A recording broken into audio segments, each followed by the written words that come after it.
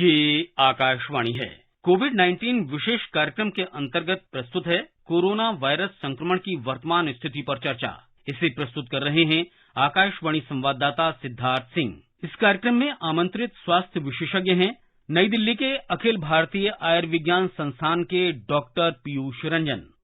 नमस्कार श्रोताओं, स्वागत है आपका कोरोना जागरूकता श्रृंखला के एक और एपिसोड में। धीरे धीरे देश में कोविड के मामलों में कमी आ रही है, लेकिन खतरा अभी भी बरकरार है क्योंकि वायरस अदृश्य है और हमारे बीच में ही है।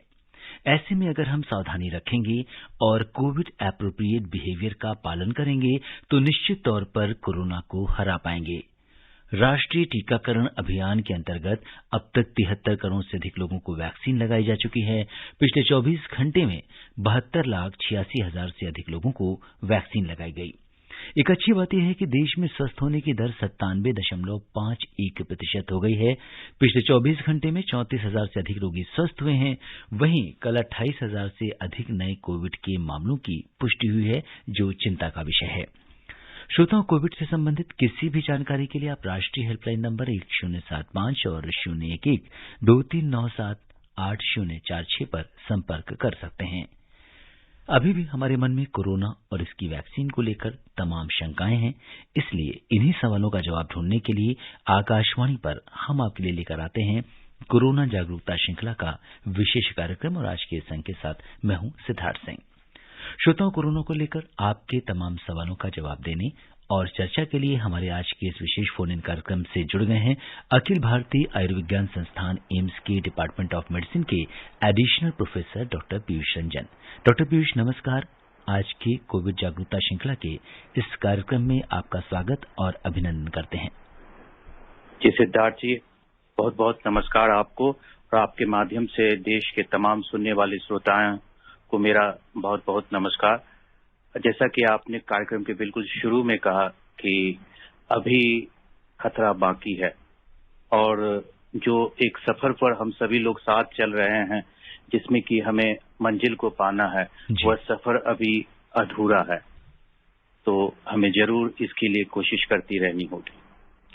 जी बिल्कुल, और इसके लिए हमको कोशिश करनी होगी। और श्रोताओं, आप कोरोना और उसकी वैक्सीन से संबंधित सवाल डॉक्टर पीयूष रंजन से हमारे टोल फ्री नंबर 1800-115767 और 011-233-1444 पर आप सवाल पूछ सकते हैं। अगर आप सोशल मीडिया पर सवाल पूछना चाहते हैं तो आप हमारे ट्विटर हैंडल @AIRnews पर #AskAIR पर अपने सवाल पोस्ट भी कर सकते हैं। डॉक्टर पीयूष, आपने लोगों की बात करी। कोरोना की इस जंग में हम सभी लोगों की भूमिका है और जैसा कहते हैं कि पीपुल्स पार्टिसिपेशन के बिना कुछ नहीं हो सकता। जन भागीदारी कोविड से जंग में एक मजबूत अस्त्र है।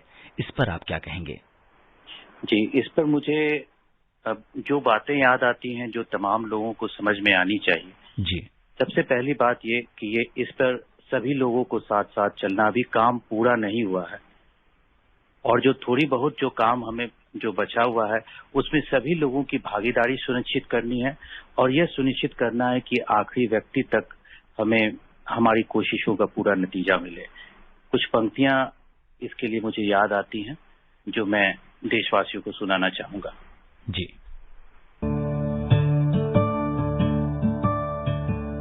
कुछ देर और चलो, सफर अभी अधूरा है, हाथों में लिए हाथ चलो, सफर अभी अधूरा है। नदियां राह में आएं और सैलाब बन जाएं, समतल जमीन भी चाहे पहाड़ बन जाए। हौसला वही जो चुनौतियों से न घबराए, साहस वही जो मुसीबतों से भिड़ जाए। रुको नहीं, झुको नहीं, सफर अभी अधूरा है, हर हाल में बढ़ते चलो, सफर अभी अधूरा है। एक एक पल चाहे काटना हो मुश्किल, एक भी कदम भले बढ़ाना हो मुश्किल, कोशिश न छोड़ हो जाएगा सब हासिल, रुक जाने से भला किसे मिली है मंजिल।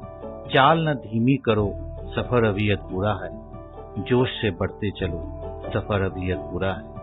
एक भी जन न छूट जाए पुनीत पर्व में, आखिरी आदमी भी साथ रहे उत्कर्ष में।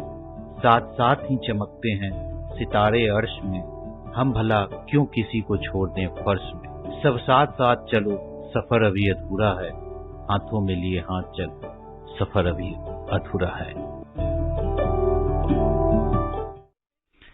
जी हाँ डॉक्टर पीयूष, आपका ये संदेश कि हर हाल में चलते चलो, सफर अभी अधूरा है, क्योंकि कोविड की जंग अभी जारी है और वायरस हमारे बीच में है, क्या कहेंगे? जी बिल्कुल। आंकड़े जो आपने अभी बताए कि भले ही 32,000 लोग ठीक हुए हैं, लेकिन इससे थोड़े ही कम 24,000 नए केस भी आए हैं। और अभी जब तक कि हमारा जो टीकाकरण का जो कार्यक्रम है, उसमें हम लोग 80-90% तक की संख्या को नहीं प्राप्त कर लेते हैं, जब तक कि जो सीरो सर्विलेंस है वो 80-90% तक ना आ जाए, ताकि हर्ड इम्यूनिटी जो है वो इस बीमारी को बिल्कुल दूर कर पाए, तब तक हमें किसी भी तरह अपने अंदर शिथिलता को नहीं आने देनी है। चाहे वो कोविड एप्रोप्रिएट बिहेवियर हो, चाहे वो टीकाकरण से संबंधित काम हो, वो हमें हर हाल में अपनी कोशिशों को पूरा करना है और पूर्ण तौर पर मुस्तैद रहना है। जी हाँ डॉक्टर पीयूष, जैसा कि 73 करोड़ का आंकड़ा बहुत बड़ा होता है और आज की अगर हम वैक्सीनेशन को मिला लें तो निश्चित तौर पर जो है एक बहुत बड़े आंकड़े की ओर हम लोग बढ़ रहे हैं और दुनिया का सबसे तेज गति से चलने वाला ये टीकाकरण कार्यक्रम हमारे देश में जारी है और न सिर्फ सबसे तेज गति से जारी है बल्कि ये वर्ल्ड का लार्जेस्ट वैक्सीनेशन प्रोग्राम है। किसी भी वैक्सीनेशन प्रोग्राम को आम लोगों तक पहुंचाना और लोगों को वैक्सीन लगवाने के लिए प्रेरित करना, कन्विंस करना, और कितनी बड़ी भूमिका आप मानते हैं वैक्सीनेशन को कोरोना के इस युद्ध में? देखिए, इस संबंध में हम लोगों ने हाल में ही एक रिसर्च कंप्लीट किया था एम्स के अंदर, जिसके दौरान में ये पाया गया था कि जो लोग वैक्सीनेटेड होते हैं उसकी तुलना में जो लोग वैक्सीनेटेड नहीं होते हैं उनके इन्फेक्शन होने की संभावना लगभग 12 गुना कम होती है और इन्फेक्शन हो जाने के बाद भी गंभीर रूप से बीमारी होने की संभावना जो है 18 गुना और ज्यादा कम हो जाती है। तो एक वैक्सीनेटेड और नॉन वैक्सीनेटेड इंडिविजुअल में इस बीमारी के कारण किसी भी तरह की गड़बड़ी हो, किसी भी तरह की मौत हो, इसकी संभावना 200 से लेकर 250% तक कम हो जाती है। हमने अपने इस अध्ययन में यह भी देखा है कि इस वैक्सीन के बाद जो प्रोटेक्शन मिलता है, जो बचाव मिलता है, वो डोज डिपेंडेंट होता है। यानी ऐसा व्यक्ति जिसने वैक्सीन नहीं लिया है, उससे थोड़ा बेहतर वो है जिसने कि वैक्सीन का एक डोज ले लिया और 14 दिन हो गया है, लेकिन वह व्यक्ति जिसने 2 डोज पूरे कर लिया और उसके बाद 14 दिन हो गया है, तो उसके बाद यह बहुत ज्यादा कम हो जाता है, लगभग 200 गुना तक ज्यादा कम हो जाता है। तो वैक्सीनेशन एक ऐसी हमारे पास एक अभी के समय में एक ऐसा अस्त्र है, एक ऐसा हमारे लिए बचाव है जिसके द्वारा कि हम इस घातक बीमारी को पूर्ण तौर पर नियंत्रित कर पाएंगे। इसलिए जिस किसी भी व्यक्ति को जहां कहीं भी मौका मिले, सरकार ने जो कोई भी पोर्टल बनाया है, अपने नजदीक के स्वास्थ्य केंद्र में जाकर के ऐप के द्वारा अपने आप को रजिस्टर कराएं और रजिस्टर कराने के बाद बिल्कुल नियम से अपने वैक्सीन की दोनों डोज को लें। बिल्कुल, दोनों डोज को लेना जरूरी है और ये बड़ी इम्पोर्टेंट बात है डॉक्टर पीयूष। कोई भी अगर हम देखें तो चाहे वो कोई भी ट्रीटमेंट हो या कोई प्रिवेंशन की चीज हो, वैक्सीनेशन के केस में जैसे कि इसकी 2 डोज है, लेकिन बहुत सारे लोग ऐसे हैं जिन्होंने पहली डोज तो लगवा ली है लेकिन दूसरी डोज लगवाने के बीच उनका थोड़ा अंतराल बढ़ गया है, किसी कारणवश वो दूसरी डोज अभी भी नहीं लगवा पाए हैं जबकि वो ओवर ड्यू है। ऐसे केसेस में क्या करना चाहिए अगर हमारी डोज ओवर ड्यू हो जाए तो? जी देखिए, ओवर ड्यू जैसे बिल्कुल शुरू में हमारे देश में 2 तरह की वैक्सीन जो है उपलब्ध है। एक कोवैक्सीन, जिसमें कि कोवैक्सीन में 4 हफ्ते के बाद दूसरी डोज लेनी रहती है, और दूसरी डोज जो है वो कोविशील्ड की, जिसमें ऐसा पाया गया है कि इसे हम लोग दोनों डोज के बीच का अंतराल को हम लोग 12 वीक कर सकते हैं, 3 महीने तक में ये कर सकते हैं। अब बीच में अगर किसी भी दूसरे व्यक्ति को, एक प्रमुख कारण ये होता है कि अगर वो कोविड का इन्फेक्शन हो गया है तो कोविड के इन्फेक्शन के बाद फिर से उन्हें 3 महीने के बाद का अंतराल रख करके दूसरा डोज को ले लेना चाहिए। ठीक है। और अगर किसी भी मान लीजिए कोई व्यक्तिगत वजह से अगर कोई हो गया, किसी को कोई जरूरी काम आ गया या बीच में वो किसी भी वजह से चूक गए, तो वो ड्यूरेशन को ध्यान में रखते हुए आप नजदीक के स्वास्थ्य केंद्र में जाकर के अपनी दूसरी डोज को ले लें। देखिए, ये जो डोज की बात है वो जो गैप जो बताया गया है वो मैक्सिमम बेनिफिट के लिए है, लेकिन थोड़ा ओवरड्यू होने के बाद भी एक डोज में या अधूरा डोज जिसे हम लोग कहेंगे उसकी तुलना में जो है आपको जरूर ज्यादा प्रोटेक्शन मिलेगा। तो जबकि बहुत रेयर केसेस में जबकि कोई उस तरह का कॉम्प्लिकेशन हो गया हो जिसमें कि डॉक्टर आपको विशेष तौर पे मना करें कि आपको दूसरी डोज नहीं लेनी है, ऐसी अवस्था बहुत रेयर है। तो आपको अपने आप से प्रयास करनी है कि चाहे किसी एडमिनिस्ट्रेटिव वजह से या व्यक्तिगत वजह से अगर आप दूसरी डोज लेने से वंचित रह गए हैं तो अपने आप में आप कोशिश कीजिए, नजदीक के स्वास्थ्य केंद्र में जाएं, डॉक्टर्स के पास जाएं, कोविन पोर्टल पर अपने आप को रजिस्टर करें और दूसरी डोज को ले लें। जी। और डॉक्टर पीयूष, इस समय कोविड के साथ ही निपाह वायरस की बहुत ज्यादा चर्चा हो रही है और अगर हम देखें तो केरल में भी स्थिति नियंत्रण में है और इस वायरस के फैलने का डर लगभग समाप्ति की हो रहा है। अगर हम इसकी करंट सिचुएशन देखें तो 20 और व्यक्तियों के परीक्षण के परिणाम नेगेटिव पाए गए हैं, जिससे कुल नेगेटिव सैंपल्स की जो संख्या है वो अब 108 हो गई है। हालांकि 65 लोग ऐसे हैं जिन पर अभी निगरानी रखी जा रही है, उनमें से किसी में भी रोग के लक्षण नहीं दिखाई दिए हैं। बहुत सारे लोगों में इस नए वायरस को लेकर मन में सवाल हैं, ये कौन सा वायरस है, किस तरीके से फैलता है, इसके बारे में थोड़ा सा बताएं। देखिए, निपाह वायरस भी एक वायरल इलनेस है जिसमें कि चमगादड़ों के द्वारा जो है इसके फैलने के लिए जो रिजर्वायर ऑर्गेनिज्म है वो चमगादड़ ये पाए जाते हैं। मोटे तौर पर अगर हम देखें तो निपाह वायरस में भी दो तरह के सिम्टम होते हैं। एक सेरिब्रल सिम्टम यानी कि लोगों को मस्तिष्क ज्वर जिस तरह से कहते हैं, इनकेफेलाइटिस लाइक फीचर्स होते हैं जिसमें कि दौरे आने या फिर बेहोशी छाना ऐसा हो सकता है। दूसरे इसके जो ग्रुप ऑफ सिंड्रोम होते हैं वो रेस्पिरेटरी सिम्टम्स होते हैं जो कि बहुत हद तक जो हमारे कोविड के वायरस है उसके साथ साथ सिम्टम मिलते हैं। ध्यान इसमें रखने वाली बात है, जो सुकून की बात यह है कि ये उतना ज्यादा जितना कि कोविड वायरस एक दूसरे ये व्यक्ति से व्यक्ति में जो फैलता था उस तरह से नहीं फैलता है। यानी कि इसमें जो हम लोग जो एरोसोल जो इसकी बात करते हैं कि एक के द्वारा दूसरे व्यक्ति में जो फैलता है वो उस पे फैलने की जो दर है वो थोड़ी कम है, इसलिए उतनी ज्यादा पैनिकी होने की जरूरत नहीं है।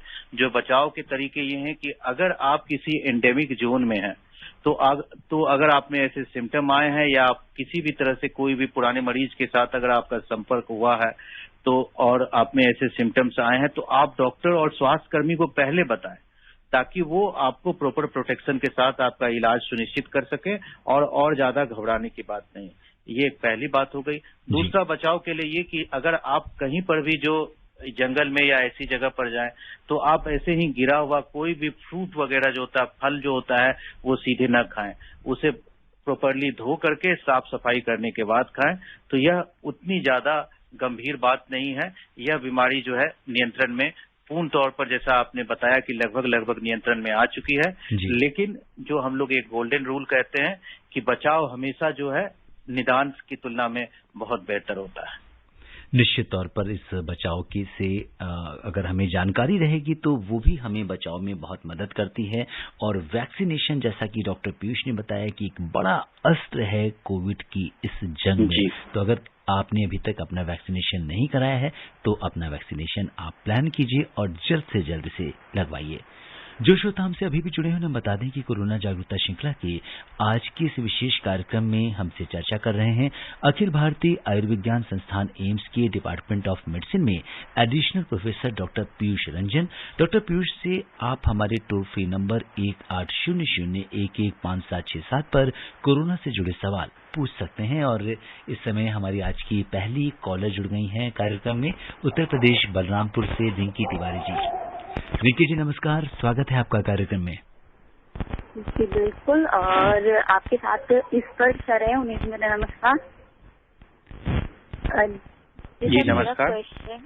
हाँ जी सर, मेरा क्वेश्चन है कि जैसे हम वैक्सीन के बारे में सुन रहे हैं कि वैक्सीन आ रही, सबको लग रही है, लेकिन हम दवा के बारे में ये सुन रहे हैं कि कोई दवा भी कोरोना का आया हो, तो सर आया है या नहीं, मतलब हमारे इंडिया में, आप थोड़ा इससे बताइए।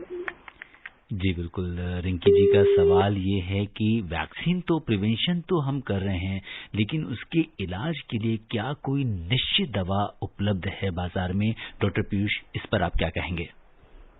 देखिए, बिल्कुल जो क्यूरेटिव मेडिसिन जो है वो अभी तक कोरोना वायरस का नहीं आया है। कुछ ऐसे, ये एक सेल्फ लिमिटेड डिजीज है जिसमें कि मूल तौर पर जो है जैसे बहुत सारे वायरल इलनेस की तरह ये खुद ब खुद नियंत्रण में आता है।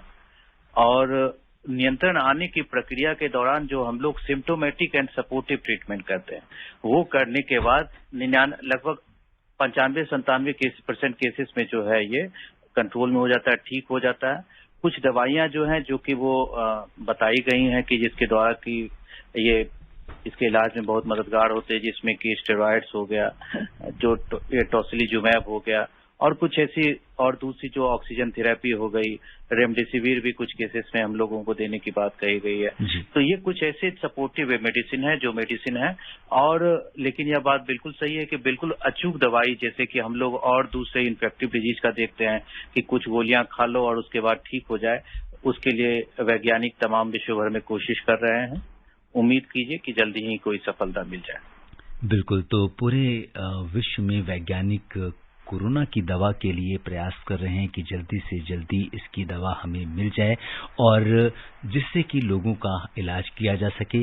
लेकिन जब तक इसका कोई इलाज निश्चित तौर पर हमें नहीं मिल जाता, तब तक आपको अपना जो वैक्सीनेशन है ये करवा के रखना है, ताकि जब भी कभी अगर कोविड से कोई भी अगर लहर भी आती है तो आपको कोई ज्यादा नुकसान ना हो और कोविड एप्रोप्रिएट बिहेवियर का पालन करता रहें।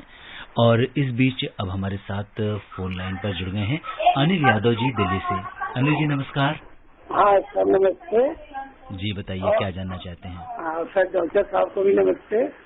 नमस्ते जी नमस्ते। जैसे हम ये जानना चाहते हैं सर कि जैसे आप लोग बताते हैं कि हाथ धोना चाहिए और जो फेस इसको धुलना चाहिए, तो अब मेरा सवाल ये है कि जैसे स्कूल खुल गए हैं जी, तो क्लास में बच्चों के बीच में कम से कम 80 मिनट तो रहना होता है, तो वहाँ कई बार सर जैसे जो बच्चों को आवाज नहीं आती तो मास्क थोड़ा बहुत हटाना भी पड़ता है जी, उनको को समझाने बताने के लिए। तो इससे कितना नुकसान है? फिर वहाँ से आने के बाद क्या डेली कपड़े धोना तुरंत जरूरी है, ये जानना चाहते हैं सर। जी डॉक्टर पीयूष, अब बात आती है बच्चों की, क्योंकि बड़ों की तो बात अब हो गई, लेकिन अब बच्चे बराबर स्कूल अब कई राज्यों में खुल गए हैं, कुछ जगह खुलने की तैयारी में हैं, तो ऐसे में क्या कुछ उन्हें करना चाहिए? स्कूल में उनका बिहेवियर कैसा होना चाहिए? और जब हम स्कूल से घर वापस आते हैं, उस स्कूल बैग को वापस लाते हैं, या स्कूल में हम जैसे टिफिन ले जाते हैं, सबके बीच में खाना खाते हैं, लेक्चर्स अटेंड करते हैं, तो क्या कुछ प्रिकॉशंस रखनी होगी? जी, जहाँ तक मैं अनिल जी की बात को समझ पाया, इनके प्रश्न के दो पहलू हैं। एक, चूंकि ये पेशे से ये शिक्षक लगते हैं जी, तो इनके खुद के बचाव के लिए इन्होंने ये बातें ये कह रहे थे, और बच्चों को किस तरह से बचाव कराया जाए वो इसके प्रश्न का दूसरा पहलू था, जिस पर भी हम आएंगे। सबसे पहले जो अनिल जी हैं, उन्होंने अपना टीकाकरण करा लेना है, अगर उन्होंने अपने आप को टीकाकरण नहीं कराया है, नंबर 1। नंबर 2, उन्होंने बताया कि अगर वो 80 मिनट तक बीच में बच्चों के बीच में रहते हैं, तो जो शिक्षक और उसके बीच में जो थोड़ी दूरी रहती है, प्लस जो विद्यालय प्रशासन है वो इस चीज को जरूर सुनिश्चित कर रहा होगा कि किसी भी बच्चे में अगर किसी भी तरह के फ्लू के लक्षण हो, सर्दी खांसी बुखार ऐसे लक्षण हो, तो वो स्कूल आकर के किसी भी तरह से बाकी लोगों को संक्रमित न करे।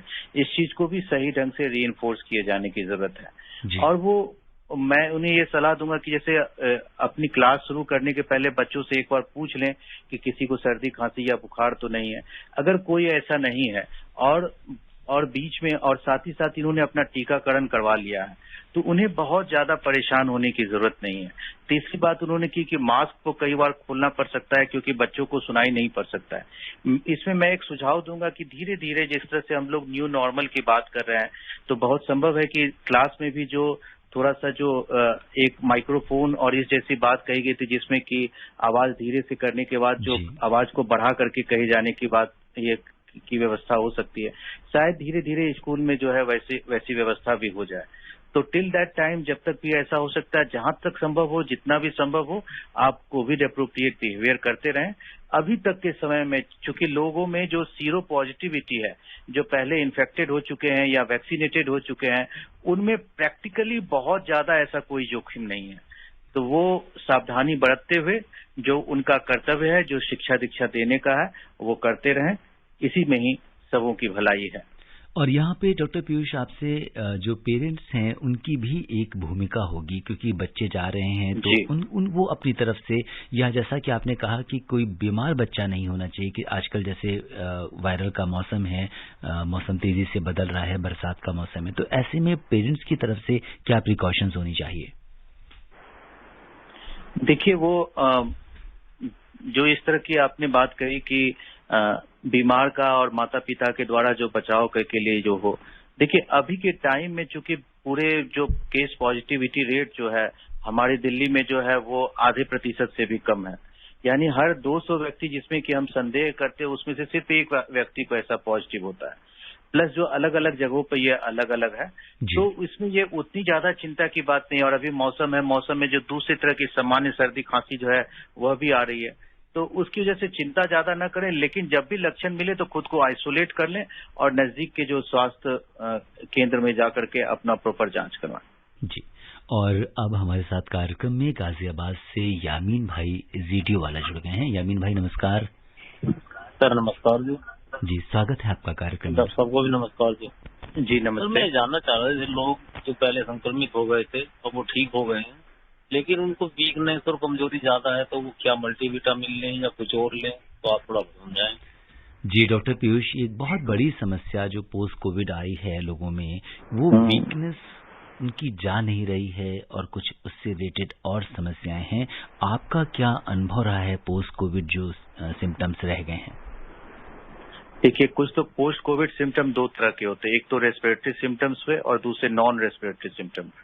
नॉन रेस्पिरेटरी सिम्टम में वो सारे सिम्टम्स हो गए जो कि जैसे कि अत्यधिक थकान होना या कुछ लोगों का जिसका कि स्वाद ये पूर्ण तौर पर नहीं आ गया। तो ये क्रॉनिक फटीग के लिए ये जरूरी है कि वो जो नियमित अपनी जो जीवन शैली को नियमित करें, पौष्टिक भोजन लें और धीरे धीरे करके ग्रेडेड वे में हल्का एक्सरसाइज वो करना शुरू करें। और इसके साथ साथ जो है अगर उनको जरूरत है तो वो मल्टीविटामिन जो है कुछ दिनों तक ले सकते हैं, लेकिन लंबे समय तक इसे न लें। और फिर भी अगर आपको वीकनेस रह जाता है तो कुछ और जांच, जैसे कि वो इन्फ्लामेटरी मार्कर्स के जांच हो गए या फिर थायराइड का जांच हो गया, इन सभी चीज का जांच कराना जरूरी है। साथ ही साथ ब्लड शुगर का भी जांच कराना जरूरी है। तो ये डॉक्टर की, अपने जो नजदीक के डॉक्टर हैं उनकी निगरानी में उचित सलाह के अनुसार जो है वो अपना जांच करवा सकते हैं अगर वीकनेस उनका परसिस्ट कर रहा है। और मल्टीविटामिन भी जो है वो भी जो है डॉक्टर से सलाह लेकर के ही लें, क्योंकि सेल्फ जो मेडिकेशन होता है विटामिन के लिए, वो भी कई बार समय से अगर ज्यादा लिया जाए तो उसमें भी हाइपर विटामिनोसिस या नुकसान होने की संभावना रहती है। हमारे एक श्रोता तुषार ये जानना चाहते हैं कि वो रेगुलर कहते हैं कि कोविड होने से पहले उनका एक रूटीन था कि वो रोज बैडमिंटन खेलने जाते थे, लेकिन उन्हें कोविड के दौरान थोड़ा सीरियस कोविड हो गया था, जिसकी वजह से उन्हें अस्पताल में भर्ती भी होना पड़ा था और उनका जो सैचुरेशन लेवल था वो भी थोड़ा डाउन चला गया था। ऐसे में रिकवर हो चुके हैं, लेकिन क्या वो पूरी तरह से दोबारा कोर्ट में अपना खेल खेल सकते हैं या उन्हें अभी किस तरह की एहतियात बरतनी होगी?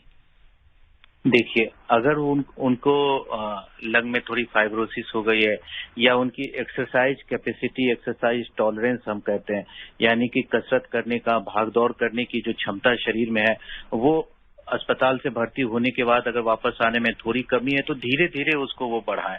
अचानक से बिल्कुल उस तरह से न बढ़ाएं, क्योंकि बैडमिंटन में जो है वो शॉर्ट ड्यूरेशन में बहुत ज्यादा एनर्जी की जरूरत पड़ती है। तो वो धीरे धीरे पहले वो व्यायाम से शुरू करें और उसके बाद जो कहते हैं वार्मिंग एक्सरसाइजेस वगैरह करें और धीरे धीरे करके वो अपनी एक्सरसाइज कैपेसिटी को बढ़ाएं। कोविड होने की वजह से, कोविड पर से जो है वो भविष्य में किसी भी प्रकार का जो बैडमिंटन या कोई और दूसरे आउटडोर स्पोर्ट्स में के लिए आपको मनाही नहीं है, लेकिन वो आप क्योंकि इस बीमारी के और उसके बाद में जो कॉम्प्लिकेशन है, जो सिक्विली है, वो भी अलग अलग लोगों में अलग अलग है। तो आप अपनी जो अवस्था को देख करके कितना आप एक्सरसाइज कर पा रहे हैं उसमें धीरे धीरे ग्रेडेड वे में आप कर सकते हैं। जी। और अब रुक करते हैं छत्तीसगढ़ का, जहां से इंद्रभान सिंह जी हमारे साथ कार्यक्रम में जुड़ गए हैं। इंद्र जी नमस्कार। नमस्कार सर, मैं चिरमिरीपुरा से कॉलेज जिला कोरिया छत्तीसगढ़ से इंद्रभान सिंह बोल रहा हूँ सर। सर प्रश्न ये है सर। जी बताएं। जी बताइए। WHO कोविशील्ड की नकली वैक्सीन से क्या हमें सावधान रहना आवश्यक है? जी, अपना सवाल दोहराइए एक बार दोबारा से इंद्रभान जी। WHO कोविशील्ड की नकली वैक्सीन से क्या हमें सावधान रहना आवश्यक है? डॉक्टर पीयूष, ये सवाल जो है WHO की नकली कोविशील्ड वैक्सीन कह रहे हैं WHO। जी, देखिए, सिर्फ वैक्सीन ही नहीं, किसी भी तरह की नकली दवाई से जो है हर आदमी को सावधान रहना चाहिए और जागरूक भी रहना चाहिए। सिर्फ एक वैक्सीन ही नहीं, इसके लिए ये जरूरी है कि जो वैक्सीन जो भी है वो प्रमाणिक जगह से आप लें। और चूंकि भारत सरकार जो है इसकी व्यवस्था जो है वो अपने चैनल के थ्रू जो है वो बिल्कुल मुफ्त ये कर रही है, तो आपसे ये हम उम्मीद करेंगे और आग्रह भी करेंगे कि आप किसी भी जो अप्रमाणिक जगह है, ऐसा नहीं कि किसी ने आपको मैसेज में कुछ भेज दिया कि यहाँ पर वैक्सीन तुरंत मिल रहा है, आप ले लो, ये कर लो, तो उस तरह के बहकावे में आप ना आए, क्योंकि इसके लिए जो डिलीवरी सिस्टम है, जो चैनल है, वो बहुत ही सुदृढ़ है। तो आपके जो नजदीक में जो अस्पताल है, जो वैक्सीनेशन सेंटर है, उसी में आप लें। एक आधा 2 दिन का अगर आपको इंतजार करना पड़ सकता है तो वो करें, और किसी भी तरह की लालच, लोभ या बहकावे में ना आए। तो नकली वैक्सीन के डर से आपको परेशान होने की जरूरत नहीं पड़ेगी। जी, और अब रुक करते हैं मध्य प्रदेश में रीवा का, जहां से वीरेंद्र सिंह हमारे साथ कार्यक्रम में 9301581824। जी, वीरेंद्र जी हमारे साथ कार्यक्रम में जुड़ रहे हैं। हेलो जी। हाँ सर, नमस्कार। हाँ जी वीरेंद्र जी, बताइए क्या जानना चाहते हैं? हाँ सर, मैं MP रीवा से वीरेंद्र सिंह बोल रहा हूँ। जी सर, मेरे छोटे छोटे 2 सवाल हैं। जी बताएं। पहला सवाल तो ये है कि अगर वैक्सीन लगने के बाद आदमी को बुखार आने के पहले पैरासीटामोल टेबलेट लेना चाहिए या कि बाद में लेना चाहिए? और दूसरा सवाल ये है कि अगर आदमी को दोनों डोज लगने के बाद जी क्या लंबे समय तक मास्क लगाने की आवश्यकता पड़ेगी? डॉक्टर पीयूष, पहला सवाल इनका लेते हैं कि क्या हमको पैरासीटामोल एडवांस में दे देनी चाहिए कि बुखार आए ही ना वैक्सीन लेने के बाद? जी नहीं, इसकी आवश्यकता नहीं है। बुखार भी बहुत कम 15% लोगों को आता है, और बुखार ये पैरासीटामोल पहले ले लेने की कोई आवश्यकता नहीं है। अगर बुखार होगा तो वो ज्यादातर केस में इतना मामूली रहता है कि खुद ब खुद ठीक हो जाए, लेकिन आवश्यकता हो तभी लें, इसलिए पहले आपको वैक्सीन नहीं लेना चाहिए। और दूसरा आप इनका सवाल था जी कि अगर वैक्सीन ले लिया है तो उसके बाद मास्क की क्या मतलब लगाना चाहिए वैक्सीन लेने के बाद? ये बात बिल्कुल सभी लोग समझ लें कि वैक्सीन जो है वो अतिरिक्त सुरक्षा कवच है। वैक्सीन लेने से पहले, वैक्सीन लेने के दौरान और वैक्सीन लेने के बाद भी मास्क को पहने रहना जरूरी है। अपनी सुरक्षा चक्र में आप किसी भी तरह की कमी को ना आने दें। जी बिल्कुल, और समय इजाजत नहीं दे रहा कि हम इस चर्चा को आगे बढ़ाएं। चलते चलते डॉक्टर पीयूष, आप आकाशवाणी के श्रोताओं को क्या कुछ टिप्स देना चाहेंगे? जी बिल्कुल, जो शुरू में जो हमने कविता का जो पाठ किया था उसी के अनुसार मैं जो बातें कहना चाहूंगा कि अभी भी काम पूरा नहीं हुआ है। ऐसा केसेस जरूर कम हुए हैं, लेकिन हमें जो सुरक्षा के लिए जितने भी सारे उपाय हैं, बचाव के सारे उपाय हैं, उन सबों का हमें पालन करते रहना होगा। जिस किसी भी व्यक्ति को जहां कहीं भी जो चैनल जो है, गवर्नमेंट चैनल है, उसके द्वारा जो वैक्सीन लेने का मौका मिले, अगर कोई छूट गया है तो जरूर वैक्सीन को ले ले। ये वैक्सीन पूर्ण तौर पर सुरक्षित है और पूर्ण तौर पर असरदायक है। जी तो इस तरह से ये करते रहें और कोविड एप्रोप्रिएट बिहेवियर का जरूर पालन करते रहें। अभी कुछ समय के बाद जो है त्योहारों का मौसम आएगा, थोड़ा सा संयम बरतें, जहां तक संभव हो। डॉक्टर पीयूष, अब समय नहीं है। आप कोविड-19 के विशेष कार्यक्रम से जुड़े श्रोताओं के प्रश्नों का उत्तर दिया, आपका बहुत बहुत धन्यवाद और आभार। जी धन्यवाद। इसी के साथ सिद्धार्थ को दीजिए अनुमति। नमस्कार। कोविड-19 विशेष कार्यक्रम के अंतर्गत अभी आप सुन रहे थे कोरोना वायरस संक्रमण की वर्तमान स्थिति पर चर्चा। इसे प्रस्तुत कर रहे थे आकाशवाणी संवाददाता सिद्धार्थ सिंह। इस कार्यक्रम में आमंत्रित स्वास्थ्य विशेषज्ञ थे नई दिल्ली के अखिल भारतीय आयुर्विज्ञान संस्थान के डॉक्टर पीयूष रंजन। ये कार्यक्रम आकाशवाणी के समाचार सेवा प्रभाग द्वारा प्रस्तुत किया गया। इसे आप हमारे mobile app news on AIR और YouTube channel news on AIR official पर भी सुन सकते हैं। इस कार्यक्रम के संबंध में अपनी प्रतिक्रिया आप हमें ईमेल कर सकते हैं। पता है airnsdtalks@gmail.com। कार्यक्रम फिर से सुनने के लिए लॉग ऑन करें हमारी वेबसाइट newsonair.nic.in।